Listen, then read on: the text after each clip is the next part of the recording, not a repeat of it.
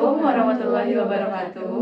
Halo semuanya, kita dari kelompok 1 Etika Bisnis dan Profesi. Kali ini kita akan membuat video untuk memenuhi tugas etika bisnis dan profesi kita. Dan sebelum kita melanjutkan, izinkan kami memperkenalkan diri terlebih dahulu. Nama saya Anissa Devina Putri. Nama saya Natasha Amelia Pujastuti. Nama saya Vivi Febriana. Nama saya Amanda Puspita Ayu. Nama saya Mafira Metikesari. Nama saya Najwa Akila. Dan hari ini kita akan mewawancarai dua narasumber dari EY Indonesia, dari auditor dan dari assurance. Jadi mari langsung kita ke videonya. Halo Kak. Halo. Kami dari mahasiswa Brawijaya. Di sini kami bertujuan untuk mewawancarai Kakak untuk memenuhi tugas etika bisnis dan profesi kami. Sebelumnya mungkin Kakak bisa memperkenalkan diri terlebih dahulu. Oke, boleh. Perkenalkan, nama saya Lala dari EY Indonesia dari divisi assurance. Oke. Aku bisa langsung wawancara ya Kak? Boleh.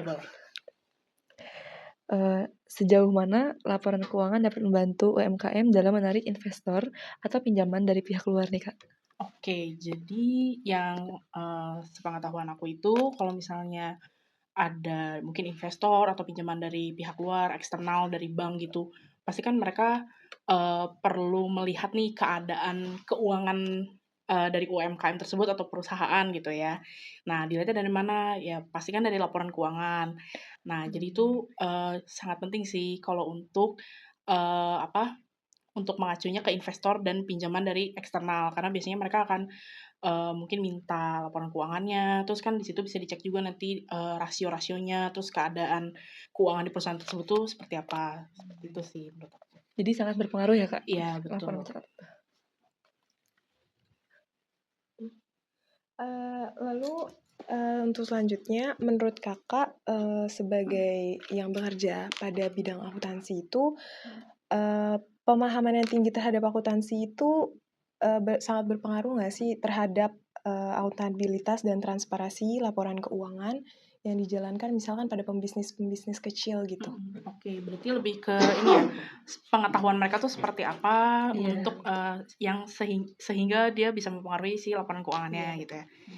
Menurut aku pemahaman yang tinggi terhadap akuntansi itu perlu untuk apalagi dia membuat laporan keuangan kan, harus tahu dasar-dasarnya apa gitu kan, base-base-nya dari akuntansi itu seperti apa. Jadi dia tahu harus mendisclose-nya seperti apa di laporan keuangannya, apa aja yang harus diberitahukan, dilaporkan gitu ya.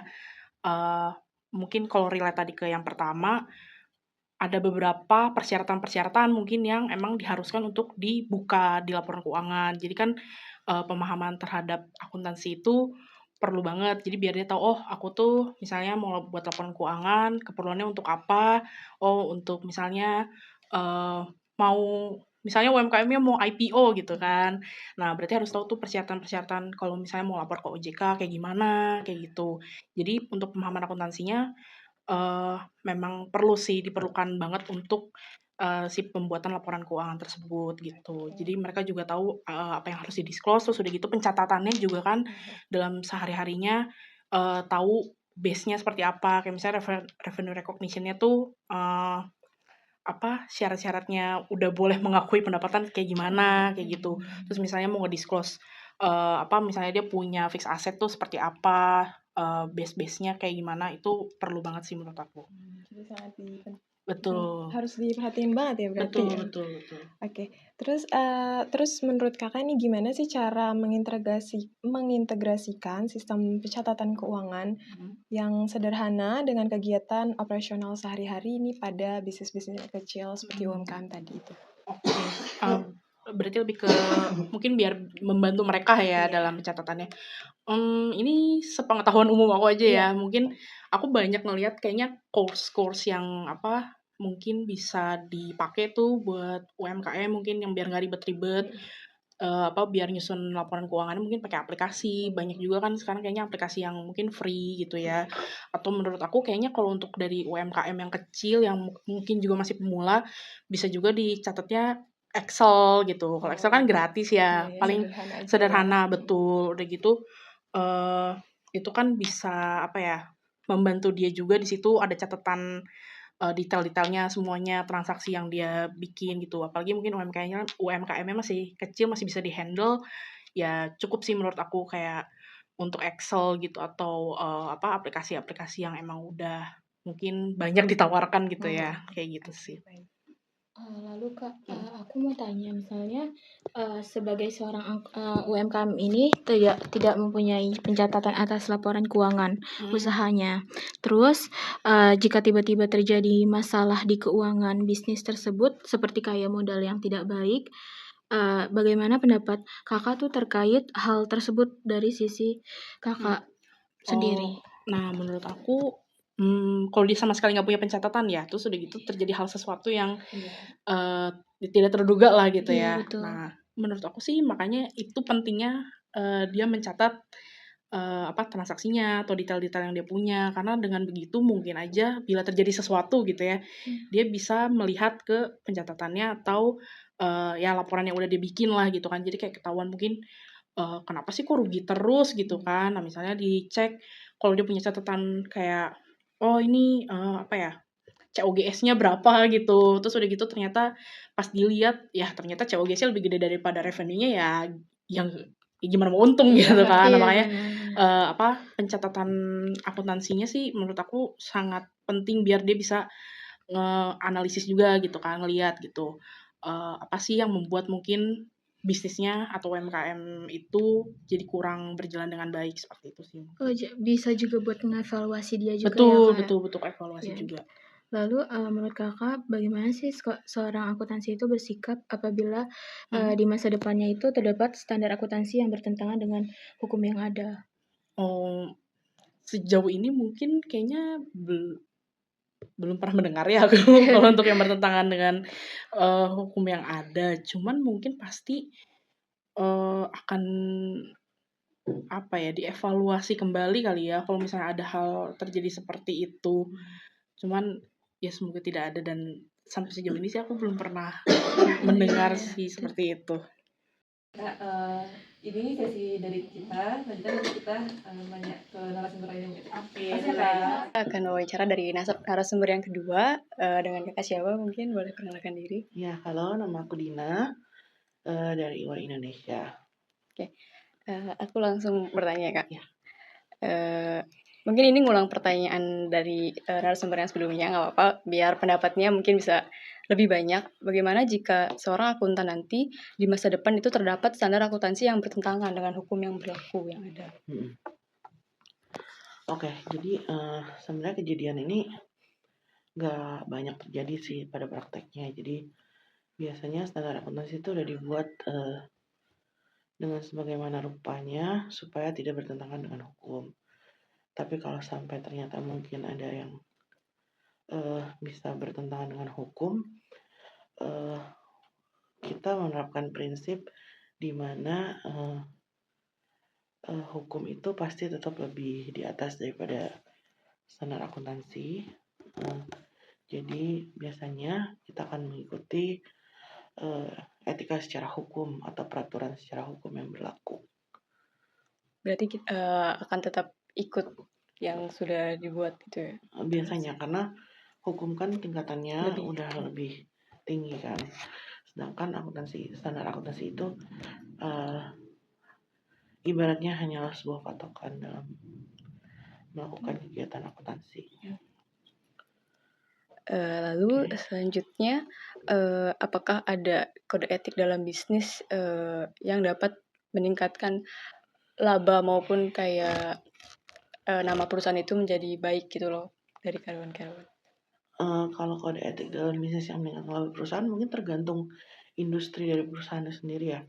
Kalau industrinya itu jasa yang langsung bersinggungan dengan customer kayak restoran, udah pasti kode etiknya terlihat jelas gitu sama customer. Beda sama perusahaan manufaktur misalnya yang produksi barang alat berat gitu. Itu kan nggak langsung bersinggungan dengan customer retail gitu. Jadi mungkin peran kode etiknya lebih tidak terlihat dibanding perusahaan jasa yang bersinggungan langsung dengan customer retail gitu sih. Jadi pasti ada hubungannya. Oke, pasti ada hubungan ya Kak. Nah selanjutnya aku mau tanya sih Kak, Kakak kan dari bagian audit ya Kak ya di EY. Nah sebagai seorang auditor nih Kak, bagaimana caranya untuk tetap menjaga objektivitas di dalam penilaian yang Kakak lakuin, terutama ketika dihadapin pada tekanan dari klien atau pihak lain, gitu. Jadi kalau kita ngaudit itu sebelum memulai itu kita tanda tangan yang namanya independence statement. Jadi kita menyatakan kalau kita tuh independen terhadap klien yang kita kerjakan. Oleh karena itu jadi eh, patokan utama kita gitu. Kita harus tetap independen apapun yang terjadi. Jadi kalau ditanya menjaga objektivitas didasari dengan independensi itu udah pasti kita harus tetap objektif dalam melakukan audit. Nah kalau ada tekanan misalnya, tekanan itu kan biasa ya terjadi. Pasti ada ya. Nah selama tekanan itu diberikan tapi masih dalam standar yang ada, maksudnya secara standar itu tidak menyalahi, biasanya sih itu tergantung dari judgement tiap auditor masing-masing. Tapi kalau sudah tidak sesuai dengan standar yang ada, karena kita kan kerja based on standar, baik itu standar akuntansi maupun standar audit. Nah itu baru biasanya kita akan mulai mundur. Bahkan worst case-nya kita bisa mundur dari perikatan dari klien gitu. Kalau ternyata yang diminta itu nggak sesuai standar, ya itu worst case-nya. Oh gitu, berarti tapi selama Kakak kerja kira-kira ada nggak Kak yang sampai memutus Nggak, gitu? Enggak ya? pernah. Oke, berarti emang pastinya yang pertama adalah tetap menjaga objektivitasnya ya Kak, walaupun ada tekanan. Iya. Nah, ini sebenarnya ada hubungannya sih Kak, gimana apabila seorang pegawai atau staff yang bekerja, namun dia melanggar nih Kak etikanya atau standarnya yang udah ditetapin. Nah, kira-kira kalau dari pandangan Kakak sendiri gimana nih untuk menanggapinya? Nah, kalau itu sih balik ke peraturan perusahaan masing-masing ya. Kan pasti tiap perusahaan udah punya aturan standarnya. Masing-masing harus gimana kalau sampai ada pelanggaran. Jadi saya kembalikan ke peraturan perusahaan masing-masing sih. Berarti ya intinya itu udah bukan bagian Ranah kita dari lagi kita, ya, iya. tapi udah bagian ke atasan Iya, perusahaan ya. Oke. ke manajemen lah ya. Oke. Untuk pertanyaan terakhir, di sini kan kalau zaman sekarang udah banyak penggunaan AI ya. Apa perkembangan ini, AI ini apa mungkin dapat menggantikan seorang akuntan atau auditor, di mana bahwa kita tahu AI ini belum tentu mengerti tentang etik-etik yang ada di dalam dunia akuntansi kerja ini. Lalu menurut Kakak, bagaimana akuntansi ke depannya terutama dalam hal etika akuntansi? Ya, AI itu kan udah berkembang banget ya sekarang. Jadi kita ngomong dua hal tadi, secara akuntan dan secara auditor. Kalau secara akuntan kan udah pasti nanti adanya AI itu nggak perlu lagi ada yang input-input invoice gitu ya di perusahaan-perusahaan gitu. Jadi adanya AI pasti akan memudahkan. Cuman yang mungkin AI nggak bisa lakukan adalah dalam menciptakan laporan keuangan itu kan nggak cuma transaksi yang stagnan gitu ya. Ada transaksi-transaksi yang terjadi secara khusus di tahun-tahun tertentu. Misalnya kalau dia ada jual aset, itu kan nggak bisa langsung otomatis AI menotis itu gitu. Harus ada peran dari manusia untuk memberitahu kepada sistem kalau ada aset yang dijual. Tapi kalau mengenai pencatatan depresiasinya sudah pasti kan bisa secara otomatis tiap bulan dilakukan gitu misalnya aja ya. Nah itu AI secara sederhana ya sistem akuntansi.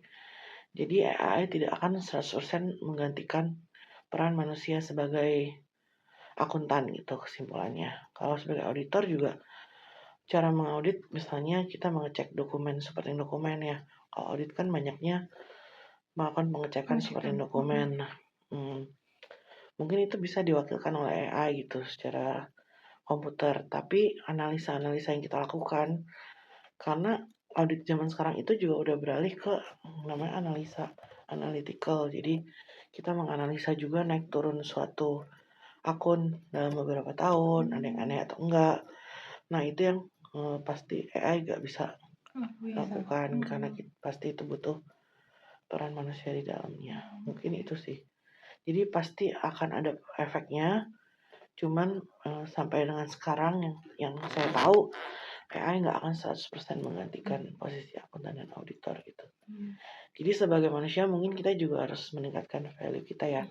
Jadi harus lebih pintar gitu ya. iya harus tahu gitu value apa sih yang kita masih punya biar kita tidak tergantikan oleh komputer karena kedepannya pasti banyak lowongan pekerjaan yang dikurangi karena Karena udah ada adanya komputer. AI gitu Iya, ya. apalagi zaman kalian nanti.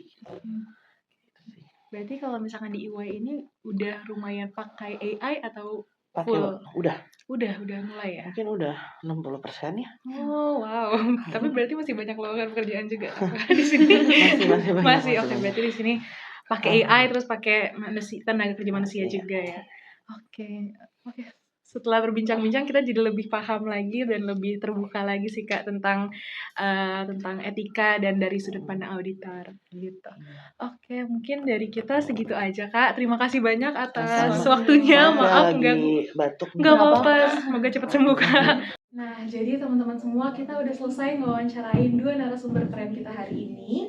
Dan kita lumayan banyak banget dapat insight dari mereka dan tentang etik-etik akuntan pastinya. Dan semoga video ini bisa bermanfaat untuk kita semua. Kurang lebihnya mohon maaf. Terima kasih. Wassalamualaikum warahmatullahi wabarakatuh.